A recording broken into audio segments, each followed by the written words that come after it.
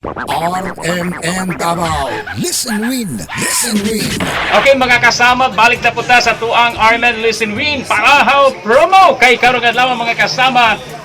Ikaduhan natong suking tipaminaw ang makadawat no sab ug atong hatagan og atuang pamahaw promo karong panahon na ang atuang pamahaw promo manok o bugaw nga soft drink mga kasama.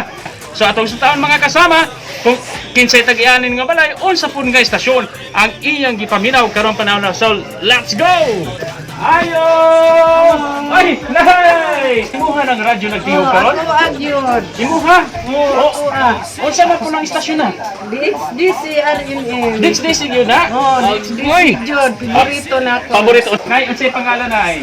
Nini Cortez. Pasalamat ta kay nagpabili nga number 1 ang DXDC kini base sa Counter Media karon tiga mga kasama. Og tungod niya na si Nanay ni confirm certified nga DXDC listener. Na kami bit para sa inyo anay. Dawata ang manok. Ayan. Ay, ka, nindot na ani. Ay, lagyan man ani. Oh, kaya parisan mo ginato nag soft Yun na pa drink dyan na. soft drink. Kada ko, Ayan. no kayo ba? Matagdok ka. Minginom, apel sa ako ning mga apo. Kung tagaan Ayan. ani. Dako ko pasalamat. Nalipay dito ko. Naabtan dito ko nga aming kuan karong buntaga. Mato mga kasama si Nanay Cortez sa barangay 5-N nga tuang siyudad sa Davao. Pagkawan nato si Radyoman ay may ginita Radyoman Joel Viray. Tatak. Arinet. RMN Davao.